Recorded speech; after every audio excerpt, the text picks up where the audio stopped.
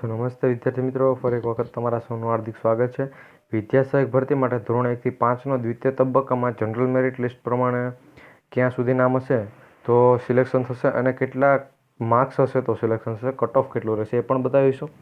6 થી 8નો જે પણ પ્રથમ તબક્કો છે એનું કટ ઓફ કેટલું રહેશે અને પ્રથમ તબક્કા માટે કેટલા ઉમેદવારોનું સિલેક્શન થશે અને શું એમાં દ્વિતીય તબક્કો આવશે કે નહીં એ પણ આ વિડીયોમાં જણાવીશું. જનરલ મેરિટ પ્રમાણે ક્યાં સુધી નામ તો 6 થી 8 માટે પ્રથમ તબક્કામાં અને 1 થી 5 માટે દ્વિતીય તબક્કામાં સિલેક્શન થઈ શકશે.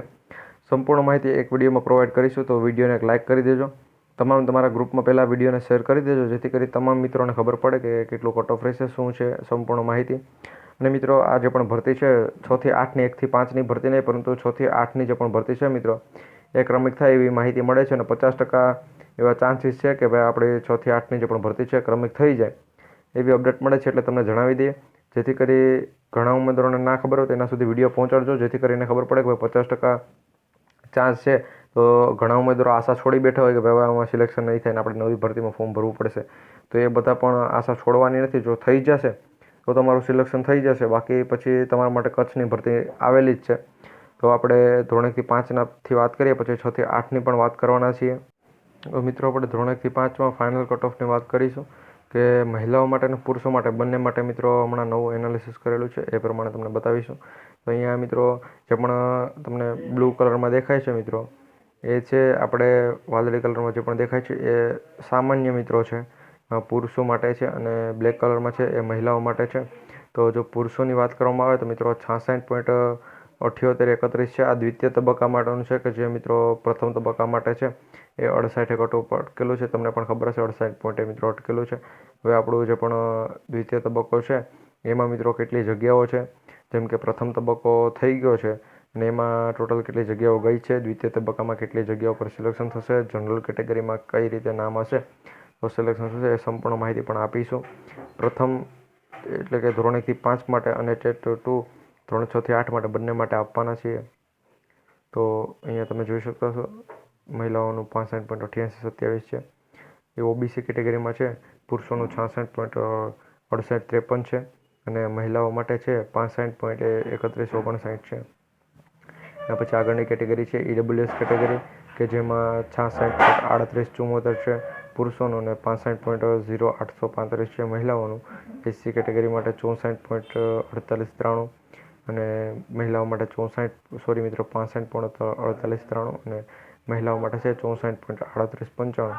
એસટી કેટેગરી માટે પણ તમે જોઈ શકતા છો. એના પછી મિત્રો આપણે વાત કરીશું 6 થી 8 માટે, અને પછી 6 થી 8નો ટોપિક જેવો પૂરો થાય એના પછી આગળનો ટોપિકમાં શું વાત કરીશું કે ભાઈ ધોરણ 1 થી 5 માટે જનરલ કે મેરિટ પ્રમાણે એ કેટલી સીટો ગઈ છે પ્રથમ તબક્કામાં અને દ્વિતીય તબક્કામાં કેટલી સીટો બાકી છે અને કેટલા માર્ક્સ છે. તો જનરલ મેરિટમાં જે પણ તમારું નામ આવેલા છે એમાં કયા ક્રમાંક સુધી છે એ દ્વિતીય તબક્કામાં બધા ઉમેદવારોનું સિલેક્શન થશે એ તમને જણાવીશું. આના પછી આપણે 6 થી 8નું મેરિટ જોઈ લઈએ, એના પછી તમને બતાવીશું. તો વિડીયોમાં છેલ્લે સુધી બની રહેજો. વિડીયોને એક લાઇક કરી દેજો. તમારા મિત્રો સુધી વિડીયો પણ શેર કરવાનું પણ ભૂલતા નહીં. તો મિત્રો, અહીંયા વિદ્યા સહાયક ભરતી માટે આપણે જનરલ કેટેગરીમાં સૌપ્રથમ 6 થી 8 માટે આપણે ગુજરાતી વિષયની ચર્ચા કરીશું. સામાજિક વિજ્ઞાનના મિત્રો એનું ફૂલ એનાલિસિસ છે, એટલા માટે એને પાછળ રાખીશું કે જેમાં તમને સંપૂર્ણ માહિતી પ્રોવાઈડ કરેલી છે.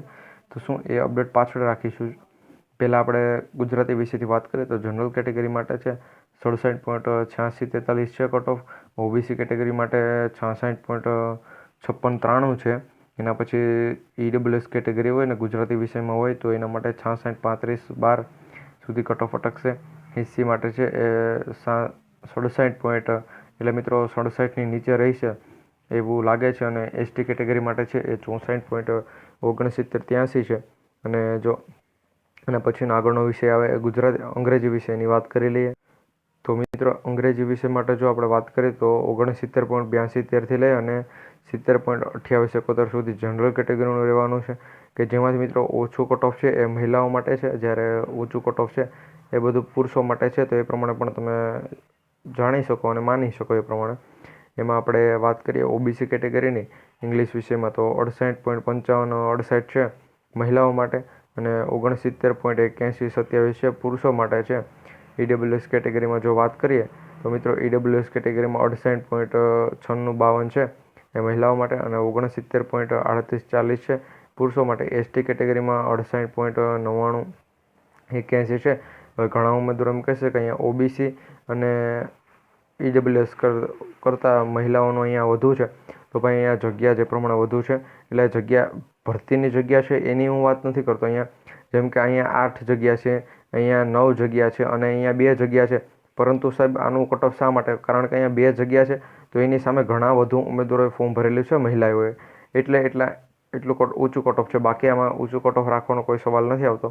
જ્યારે મહિલાઓ અને પુરુષોની વાત કરીએ તો 69 પોઈન્ટ અહીંયા જો મિત્રો, બાકી તમે અહીંયા જોઈ શકતા છો, જો પુરુષો માટે છે તે 69.01812 છે. જ્યારે મહિલાઓનું ઊંચું એટલા માટે છે કે એસસીની મહિલાઓએ અંગ્રેજી વિષય માટે વધુ ફોર્મ ભરેલા છે અને વધુએ આગળ બધું કરેલું છે, એટલા માટે અહીંયા એનું કટ ઓફ પણ ઊંચું છે. પછી એસટી કેટેગરીની વાત કરીએ તો મિત્રો એમાં છે 63.5384 થી લઈને 64.8168 સુધી છે. કારણ કે એસટી કેટેગરીમાં ખૂબ ઓછા એ ફોર્મ ભરેલા છે અંગ્રેજી વિષય માટે. ઘણાને એમ થતું હોય કે આ નથી, તો મિત્રો ફૂલ એનાલિસિસ છે અમારી પાસે, જોતું હોય તો અમને કહેજો, અમે તમને મોકલાવી આપીશું. એના પછી આગળના વિષયની વાત કરીએ તો એમાં તો મિત્રો અહીંયા સામાજિક વિજ્ઞાનની ટોટલ અમે જગ્યા પ્રમાણે એનાલિસિસ કરેલું છે. એનો ફોટો પણ તમને બતાવ્યો. ફૂલ એનાલિસિસ આનાથી હમણાં ટૂંક સમયમાં જે એનાલિસિસ કરેલું છે એ પણ અમારી પાસે છે. કે એમાં મિત્રો અહીંયા કટ ઓફમાં પોઈન્ટનો ફેરફાર આવે છે, કારણ કે એમાં અમે જે પણ જગ્યાનું એનાલિસિસ કરેલું તો એમાં 1-2 જગ્યા ઓછી વધુ અહીંયા ફિક્સ અહીં કેટલી જગ્યા છે કે એમાંથી ઓપનવાળા કેટલા હોય અને ઓપનમાંની સીટોમાં કેટલા જાય અને પોતાની કેટેગરીની કેટલી સીટો કોણ રાખી શકે એ પ્રમાણે અહીંયા એનાલિસિસ છે. અને અહીંયા જે પણ આ છે એ જનરલ મેરિટ પ્રમાણે કેટલા માર્ક્સ હોય એ અહીંયા આપેલું છે, એ પ્રમાણે છે માહિતી. તો અહીંયા જનરલ કેટેગરીનું કટ ઓફ છે સામાજિક વિજ્ઞાન માટે, ઓબીસીનું છે, ઈડબ્લ્યુએસનું છે, એસસી એસટીનું છે, ટોટલ જગ્યાઓ અહીંયા આપેલી છે. આ પ્રમાણે જે સામાજિક વિજ્ઞાનનું છે. એના પછી આગળ હું વાત કરું ગણિત વિજ્ઞાનનું, તો ગણિત વિજ્ઞાનમાં તમે જોઈ શકતા છો તો એમાં ટોટલ જગ્યાઓ હતી 1746. એમાં પણ જનરલ કેટેગરી આવરી લીધેલી છે. એમાં કટ ઓફ કેટલું રહેશે, ઓબીસીનું રહેશે કેટલું, ઈડબ્લ્યુએસનું કેટલું, એસસીનું કેટલું અને એસટીનું કેટલું કટ ઓફ એ પણ તમને બતાવેલું છે. ને હવે મેં આગળ વાત કરેલી હતી, તમને બીજા જે 2 વિષય બાકી છે એને પણ હમણાં જણાવીશ. તો મિત્રો અહીંયા મેં હમણાં આગળ વાત કરેલી હતી કે તમારે જનરલ કેટેગરી પ્રમાણે 6 થી 8માં જો કેટલા માર્ક્સ હશે તમામ વિષયોના 6 થી 8 માટે જનરલમાં, જેમ કે 1 થી લઈ અને ક્યાં સુધી ભાઈ 1 થી શું 2000 સુધી કેટલા માર્ક્સ હોય તો તમારું સિલેક્શન થઈ શકે એ ફાઇનલ જો એનું આખું કટ ઓફ અને કટ ઓફ સાથેનું કે ભાઈ એટલા માર્ક્સ હોવા જોઈએ જનરલ કેટેગરીમાં કેટેગરી વાઇઝ, અને એટલાથી 1 થી લઈ અને એટલા સુધી જો નામ હશે તો એ બધાનું સિલેક્શન થઈ જશે. જો એ તમારે આખી ડિટેલ જોતી હોય તો આપણે વિડીયોને લાઇક કરી આ વિડીયો બધા મિત્રો સુધી શેર કરી દેજો. 3 થી 5 માટે પણ મિત્રો એક અલગથી વિડીયો બનાવી દેશું, એના માટે પણ આ માહિતી બધા મિત્રો સુધી શેર કરી દેજો, જેથી કરી જેનું ફૂલ એનાલિસિસ કે જેમાં અહીંયા પ્લસ માઇનસની નિશાની છે એવું કંઈ નહીં, બસ સીધું જ કે ભાઈ એટલા જ મિત્રો ઉમેદવારો કે જેમ આપણે 3 થી 5માં હાલ અમારી પાસે ડેટા છે કે 1 થી લઈ પ્રથમ તબક્કામાં 1 ક્રમાંકથી લઈ જનરલ મેરિટ પ્રમાણે 3497 સુધીના ઉમેદવારોનું સિલેક્શન થઈ ગયું છે. તો 6 થી 8માં એ પ્રમાણે કેટલાનું થશે અને 3 થી 5ના દ્વિતીય તબક્કામાં પણ કેટલાનું થશે એ સંપૂર્ણ માહિતી તમને અમે પ્રોવાઈડ કરી દઈશું. બસ આપણા આ ચેનલ દ્વારા, એટલે આપણી ચેનલને સબસ્ક્રાઈબ કરી બેલ નોટિફિકેશન ઓન રાખજો. મળીશું ફરી એક નવા વિડીયોમાં. જય હિન્દ, જય ભારત.